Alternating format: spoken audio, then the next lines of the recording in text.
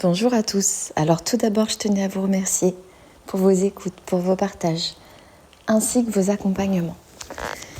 Je voulais partager avec vous le principe d'une séance et comment ça se passe parce que les gens souvent prennent rendez-vous parce qu'ils sont poussés à l'intérieur à venir. Ils sentent qu'il y a quelque chose qui appelle très fort et n'ont pas conscience de ce qui se passe et de ce qui va se jouer. Alors, tout d'abord, c'est pas parce que je travaille dans la sphère mentale et que je travaille dans la sphère énergétique que j'ai la vérité. Effectivement, j'ai de la clairvoyance, j'ai plein de choses que je vois plus loin, plus profondément. Ça me donne plein d'axes de raisonnement, d'analytique. On va dire que c'est un arbre énorme en fait. Quand je vois une personne, je vois un arbre. Et c'est arborescent, c'est-à-dire vous voyez plein de branches, plein de choses.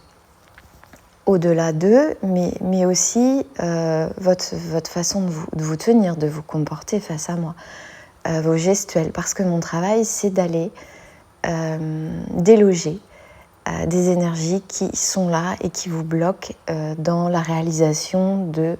alors l'objectif, quand même, c'est le bonheur. Et encore une fois, c'est quelque chose de très large parce que le bonheur, on a tous la perception du bonheur, notre lecture du bonheur. Et du coup, ça me permet de ne pas se centrer vraiment sur le bonheur et ma définition du bonheur. Et c'est pour ça que souvent, en amont d'une séance, j'ai toujours une petite discussion avec vous sur vos attentes, vos besoins, vos envies, vos problématiques, parce que souvent, on vient me voir pour une problématique qu'on pense être la problématique et généralement c'est jamais celle-ci. C'est-à-dire qu'on va aller chercher la naissance de ce mot M-A-U-X avec des mots M-O-T-S et aller voir où se situe cette blessure. Parce que mon travail c'est un peu... alors je vais vous la faire plus facile de compréhension, c'est-à-dire que quand vous êtes dans votre jardin et qu'il y a une mauvaise herbe qui est là, eh bien la mauvaise herbe, si vous arrachez le dessus de la mauvaise herbe, on est bien d'accord qu'elle va continuer à faire ses racines, elle va continuer à pousser parce que finalement on ne sera pas allé à la racine des mots.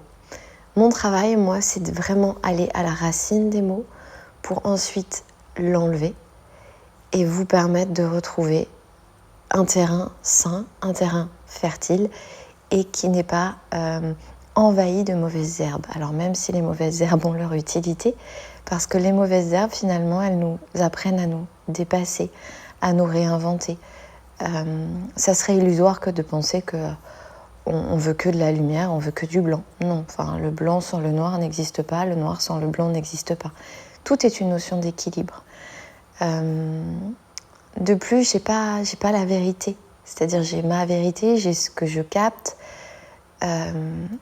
Alors, je suis souvent dans le vrai, dans ce que je libère parce que c'est pas le moi qui dit. Alors oui, il y a une partie de moi, mais quand je me connecte à vous, finalement, je capte et je vois et je ressens et c'est comme ça, c'est inné chez moi. C'est un don, c'est une capacité. Et alors pour moi, c'est pas forcément un don, pour moi, c'est une forme d'intelligence que j'ai su développer et comprendre et que je développe de plus en plus parce que j'ai une hypersensibilité qui fait que j'arrive à mettre des mots sur ce que je ressens. Donc on va mettre en lumière des choses. Il y a toujours cette notion de fusible énergétique que je mets en place, qu'on peut mettre aussi en séance d'hypnose ou dans tout domaine. Hein. On a un fusible où on demande déjà à la personne de nous arrêter si c'est trop violent, parce que des fois il y a des choses qu'on n'est pas prêt à entendre et c'est ok et c'est respectable. Donc on n'est pas là pour faire mal, on est là pour mettre en lumière. Après, à côté de ça, c'est un peu de la chirurgie énergétique, hein, ce que je fais, c'est-à-dire que je vais venir enlever ce qui n'est plus bon. Et pour moi, il est important de vous le mettre en mots et en lumière parce que si vous n'avez pas cet état d'être, de compréhension au niveau de la psyché, mais vous allez pouvoir revivre le schéma sans trop comprendre. Si aujourd'hui, c'est pour ça que je fais des consultations où j'ai besoin de voir les gens, alors c'est un besoin pour moi parce que j'aime voir les gens et avoir ces interactions. Je pourrais faire que le monde de l'invisible et finalement faire des soins comme beaucoup font, et c'est un choix. Moi, mon choix, ça a été de vous rencontrer pour voir, pour comprendre et pour vous mettre en lumière. Parce qu'on peut lever plein de choses dans le corps physique et énergétique, mais le corps physique et énergétique, il représente que 50% de notre champ. Donc si je travaille que sur 50%, on est bien d'accord qu'il reste 50% encore de travail. Quand on vient me voir, et c'est pour ça que je travaille comme je travaille, parce que j'ai envie que ça soit pertinent, j'ai envie que ça soit efficace, j'ai pas envie que vous fassiez une consultation pour en faire 10 000 derrière. C'est un peu bête parce qu'on ne fonctionne pas beaucoup comme ça. Il y a une notion que vous avez toutes les capacités à des moments donnés d'avancer sans moi, et ça c'est ok, et heureusement. Et à côté de ça, à des moments donnés, on a besoin d'aller voir quelqu'un parce qu'il y a quelque chose qu'on ne voit pas, il y a quelque chose qu'on ne capte pas. Quand autour de vous, dans l'énergie, vous avez quelque chose de très noir, telle une mouette qui aurait du mazout sur ses ailes, eh bien vous avez quand même besoin d'une énergie extérieure pour venir vous aider. Ça ne veut pas dire que vous allez en avoir besoin toute votre vie, ça veut dire que ponctuellement, vous avez besoin d'une personne. Moi-même, ponctuellement, à des moments donnés, je fais appel à des consoeurs ou des confrères pour lever des choses que je ne peux pas enlever. Donc en fait, c'est ok.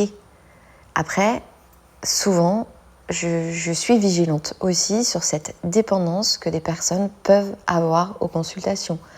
Le but, c'est de ne pas sortir d'une dépendance, que ce soit l'alcool, que ce soit de la drogue, et que finalement, vous tombiez dans cette dépendance de la consultation énergétique, parce que ponctuellement, on a besoin d'aide, comme vous auriez besoin d'un médecin quand vous êtes malade ou quand vous avez une addiction ou des choses comme ça. Ponctuellement, vous avez besoin d'un spécialiste. Mais ensuite, le but, c'est que vous deveniez autonome. Et je veille à ça. C'est pour ça que je ne fais pas de guidance. J'ai des formes de guidance que j'ai décidé de faire sous des formes bien particulières parce que, encore une fois, les gens qui ont besoin de guidance, c'est des gens perdus. Les gens qui sont perdus, alors à des moments donnés, ils ont des problématiques financières. Hein, et quand on voit le prix d'une guidance, et ben je me dis, si les gens ils n'ont pas la réponse, ils vont repayer, et puis ils vont repayer, et puis ils vont repayer, et puis ils vont repayer. Non. Là, encore une fois, c'est pas ok. Quand on me demande, admettons, une guidance, si on venait à me demander une guidance, vous n'auriez pas plus de 1 à 2 guidances par an, parce que je n'ai pas envie que vous soyez dépendant de moi. C'est comme dans les soins énergétiques, je n'ai pas envie que vous soyez dépendant de moi non plus. Le but, c'est vraiment de vous permettre d'avancer avec des outils, de mettre en lumière des choses, de vous mettre un axe. Après, vous voyez, ça fait sens ou non, si vous êtes prêt ou non.